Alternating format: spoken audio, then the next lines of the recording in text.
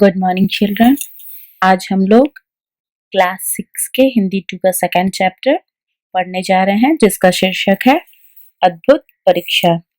गुरुजी अपने प्यारे शिष्य शिवा को महान बनाना चाहते थे। उन्होंने शिवाजी को पढ़ाना लिखाना, तलवार चलाना, घोड़े पर चढ़ना, युद्ध भूमि में घोड़े पर सवार होकर तलवार चलाना आदि सिखाया था। अपने शिष्य की वीरता देखकर गुरुजी मन ही मन प्रसन्न थे। वे समय समय पर कई प्रकार से शिवाजी की परीक्षाएं भी लिया करते थे। वे परीक्षाएं आज की तरह परीक्षा हॉल में बैठकर लिखने वाली नहीं होती थी, बल्कि असाधारण चुनौतीपूर्ण होती थी। उनमें सफल होना साधारण बात नहीं थी। एक दिन शिवाजी अपने गुरुजी के पास आए। गुरुजी दर्द के कारण करा रहे थे। उनकी दशा देखकर शिवाजी व्याकुल हो उठे।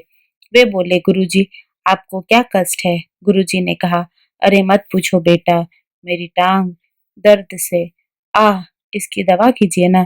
शिवाजी ने कहा, दवा? इस दर्द की दवा कहाँ मिलेगी?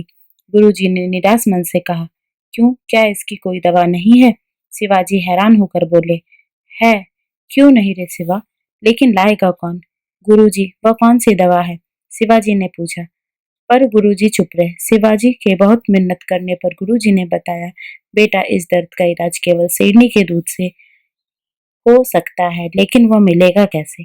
शिवाजी थोड़ी देर चुप रहे। कुछ सोचने के बाद उठे और फिर बाहर की ओर चले गए। यह कहानी है अद्भुत परीक्षा अर्थात अनोखी परीक्षा की, जिसमें गुरुजी अपने शिष्य शिवा को महान बनाना चाहते हैं। वे शिवाजी को हर एक प्रकार की शिक्षा देते हैं। पढ़ाना लिखाना, घोड़े पर चढ़ना, युद्ध भूमि में घोड़े पर सवार होकर तलवाना, इस प्रकार की सभी शिक्षाएं उन्हें देते हैं। वे अपने शिष्य को बहुत ही मानते थे, उसे हर एक प्रकार की शिक्षा देते थे, क्योंकि उससे वे बहुत प्रसन्न थे।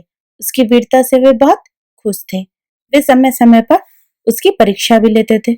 हम लोग जैसे परीक्षा हॉल में बैठकर, एग्जामिनेशन हॉल में बैठकर एग्जाम लिखते हैं, वैसी परीक्षा नहीं होती थी। उस समय जो परीक्षा होती थी वह असाधारण होती थी, चुनौतीपूर्ण होती थी और जिसमें बहुत सारी कठिनाइयों का सामना भी करना पड़ता था। एक दिन शिवाजी गुरुजी के पास आए और उसने देखा कि गुरुजी दर्द से कराह रहे हैं। उसकी दशा बहुत ही दयनीय थी। शिवाजी व्याकुल हो गए और उनसे पूछने लगे कि आपको क्या कष्ट है? गुरुजी ने बताया उसे कि उनकी पैर में दर्द है, टांग में दर्द है। तो शिवाजी उसकी दवा के बारे में उनसे पूछने लगे। तभी गुरुजी ने उन्हें बताया कि इसकी दवा बहुत मुश्किल है मिलना, क्योंकि शेरनी के दूध से ही केवल इसका इलाज हो सकता है। शिवाजी पहले तो चुप रहे, फिर कुछ सोचकर बाहर चले गए। शाम हो रही थी, जंगल सुनसान था।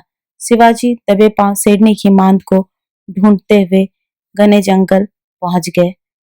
उनकी आंखें शेरनी को ढूंढ रही थी और मस्तिष्क विचार कर रहा था कि शेरनी मिलेगी भी तो दूध कैसे मिलेगा? यदि दूध न मिला तो गुरुजी की दशा और बिगड़ जाएगी। गुरुजी का ख्याल आते ही वे दुखी हो गए और आगे चल दिए। अचानक उनकी नजर शेरनी पर पड़ी। वह अपनी गुफा में प्रवेश कर रही थी। शिवाजी गुफा के दरवाजे पर पहुंच गए। एक बार मन में थोड़ा सा भय उत्पन्न हुआ। वे सोचने लगे, न जाने गुफा में कितनी शेरनी के शावक हो, क्या पता शेर भी हो, अंदर न जाने क्या हो। दूसरे ही क्षण उन्हें गुरुजी का कराहना चेहरा याद आया। उसके मन में जोश आया। तब तक शेरनी गुफा में आ गई। उसके 2 छोटे बच्चे उसका दूध पीने लगे। शिवाजी ने उसे ध्यान से देखा और हाथ में थमा बर्तन संभाला। फिर दबे पांव उन्होंने शेरनी को पकड़कर उसके पैर बांध दिए और दूध दूह लिया। शेरनी गुर्राई, किंतु उसी तरह लेटी हुई बच्चों को दूध पिलाती रही। फिर शिवाजी धीरे धीरे गुफा से बाहर आए। जंगल से शिवाजी सीधे गुरुजी के पास गए और बोले, गुरुजी, गुरुजी, मैं शेरनी का दूध ले आया हूँ, अब आप शीघ्र ही स्वस्थ हो जाएंगे। शिवाजी की बात सुनकर गुरुजी ने दांतों तले उंगली दबा ली। उनका गला भर आया। बोले, शेरनी का दूध? अरे, तू सचमुच ले आया? शिवाजी बोले, गुरुजी, आपका कष्ट दूर करना मेरा परम कर्तव्य है और कोई भी कष्ट मुझे अपने पद से विचलित नहीं कर सकता।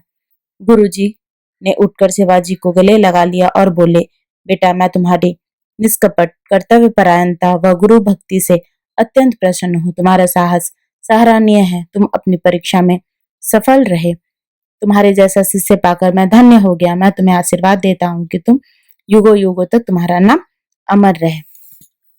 तब जब शिवा गुरुजी के पास से निकलता है तो शाम हो गई थी। सुनसान जंगल था। वह दबे पांव शेरनी की तलाश में इधर उधर घूम रहा था। उसे यह भय था कि अगर शेरनी मिल भी गई तो वो उसका दूध कैसे दुहेगा। लेकिन गुरुजी की दशा बहुत ज्यादा बिगड़ रही थी, इसलिए उसे चिंता भी हो रही थी। तब तक में उसने शेरनी को देख लिया। वह अपनी गुफा में पहुंच रही थी। उसे अंदाजा नहीं था कि गुफा के अंदर पता नहीं शेर भी हो, उसके कितने बच्चे हैं।